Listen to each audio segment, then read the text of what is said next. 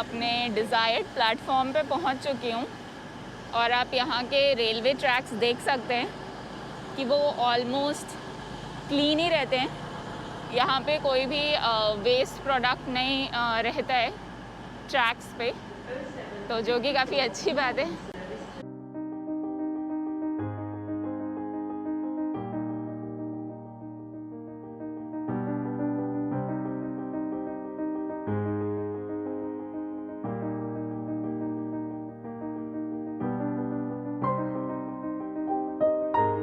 यहाँ पे storage area है सामान रखने के लिए।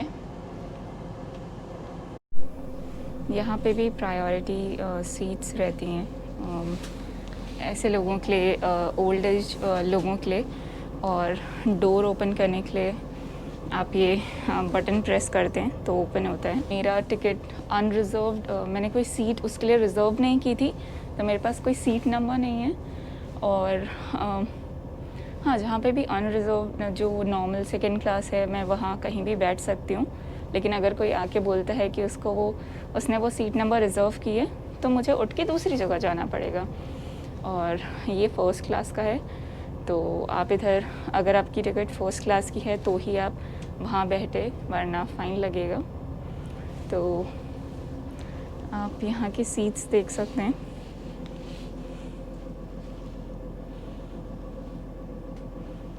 तो यहाँ के सीट्स ऐसे नॉर्मल रहते हैं। और मैं आपको फ़र्स्ट क्लास की सीट्स दिखाती हूँ। फ़र्स्ट क्लास थोड़ा स्पेशियस रहता है, एक तरफ 2 सीट्स हैं और एक तरफ एक ही है। और सेकंड क्लास में दोनों तरफ 2-2 सीट्स रहते हैं। यहाँ पे सीट्स भी मिल जाती हैं, बट बहुत रेयरली होता है। अगर कोई पीक आवर टाइम पे, अगर आप ऑफिस टाइम पे जा रहे हैं तो आपको सीट ना मिले, या कोई दूसरी ट्रेन कैंसिल हो गए हो। बट वो बहुत रेयर के सिनेरियो में होता है कि आपके पास अनरिजर्व टिकट है और तब भी आपको सीट ना मिले। यहाँ पे वाईफाई भी रहता है, बट आप उनके सेलेक्टेड सीरीज़ या सॉन्ग्स देख सकते हैं।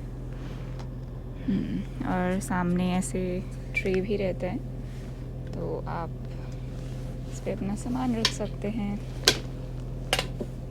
ये आइडेंटिफाई करने के लिए कि वो बोगी फ़र्स्ट क्लास है कि नहीं, तो वो जनरली फर्स्ट कोच रहता है या तो लास्ट कोच रहता है, और उसके ऊपर लिखा भी होता है, तो आप आइडेंटिफाई कर सकते हैं उससे।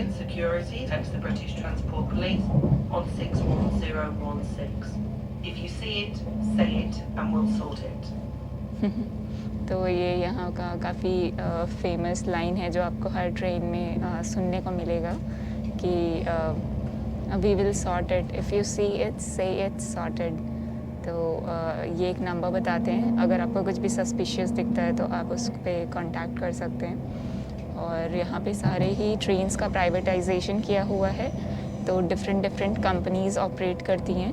तो जब आप टिकट बुक करवाते हैं, तो मेरा ट्रांसपेनाइन ट्रेन था, तो मैं उसी ट्रेन में आके बैठी, और जब ट्रेन आती है तो जो उसका फाइनल डेस्टिनेशन रहता है वो उसके आगे लिखा रहता है, और जो डिस्प्ले बोर्ड रहता है उस प्लेटफॉर्म पे, तो जो रीसेंट ट्रेन आने वाली होती है वो उसी के डिटेल्स शो कर रहे होते हैं। और अंदर काफ़ी सारे अनाउंसमेंट्स होते हैं, और सामने ऐसी स्क्रीन लगी होती है, जैसा आप वहाँ पे ब्लू कलर का देख सकते हैं। तो वहाँ पे स्टेशन, कौन सा स्टेशन नेक्स्ट आएगा और कितने बजे आएगा, तो सारे इन्फॉर्मेशन और डिटेल्स मेंशन रहते हैं। तो इससे आप पता कर सकते हैं कि आप सही ट्रेन में बैठे। इनफैक्ट आप सब किसी से पूछ भी सकते हैं, लोग यहाँ पे काफ़ी हेल्पफुल होते हैं, वो आपको बता देंगे। और जब आप ट्रेन में चढ़ रहे हों तो सब लोग क्यू बनाते हैं, और प्लीज़ धक्का मुक्की ना करें, क्योंकि उसको यहाँ पे काफ़ी ज़्यादा ऑफेंसिव समझा जाता है। तो दैट्स इट, वो आपको ट्रेन छोड़ के नहीं जाएगी। आप अगर वहाँ पे खड़े हैं तो आप बोर्ड कर ही जाएंगे। आप यहाँ भी ट्रेन से बाहर देखेंगे तो जनरली आपको काफ़ी अच्छे फार्म्स दिखेंगे। और आज मैं एक जगह है यॉर्क सिटी, वहाँ पे जा रही हूँ घूमने।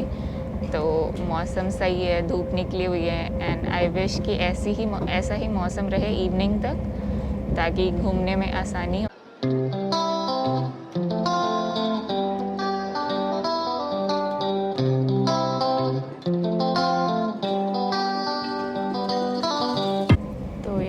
चार्जिंग पोर्ट्स भी रहते हैं, तो आप अपने गैजेट्स को चार्ज कर सकते हैं। और ये ऊपर भी स्पेस है, आप अपना जैकेट रख सकते हैं और अपना कुछ बैग रख सकते हैं। यहाँ पे हर बोगी में CCTV लगा रहता है to capture all the moment.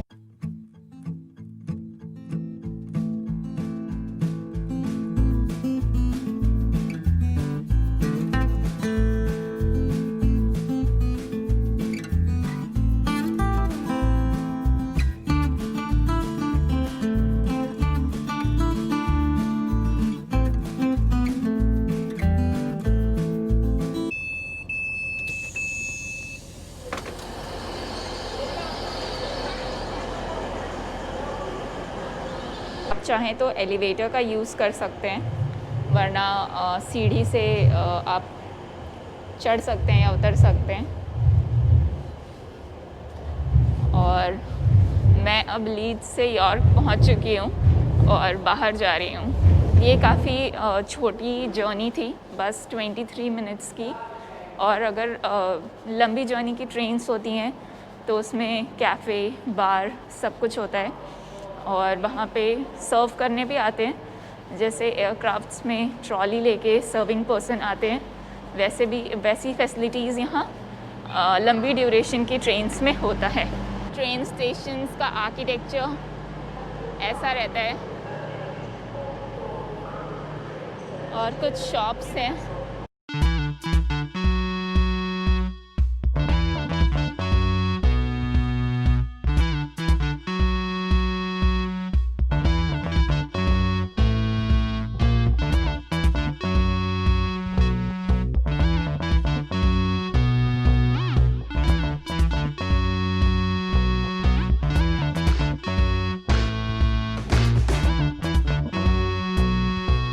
Station में एंटर कर रही थी तो वहाँ पे ऐसे डिस्प्ले बोर्ड्स होते हैं काफ़ी सारे, जिस पे मैंने चेक कर लिया था कि मेरा प्लेटफॉर्म कौन सा प्लेटफॉर्म पे ट्रेन आएगा।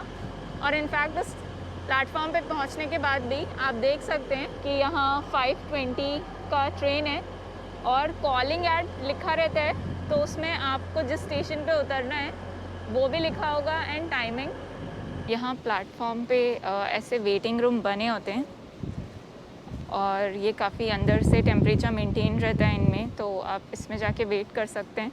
बिकॉज़ ठंडी के टाइम और जब बारिश हो रही होती है तो कुछ ज़्यादा ही ठंड होती है बाहर, और यहाँ के स्टेशंस काफ़ी ओपन होते हैं, तो आप जाके अंदर बैठ सकते हैं।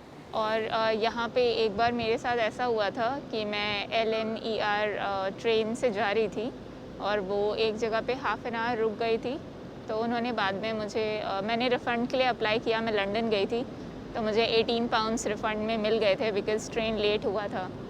और कई बार मैंने ऐसे इंसिडेंट्स सुने हैं कि अगर कहीं किसी स्टेशन पे नहीं, कहीं बीच में रुक जाता है किसी टेक्निकल ग्लिच के वजह से, तो वो आपको पीने या खाने को भी देते हैं एज़ अ कॉम्पनसेशन।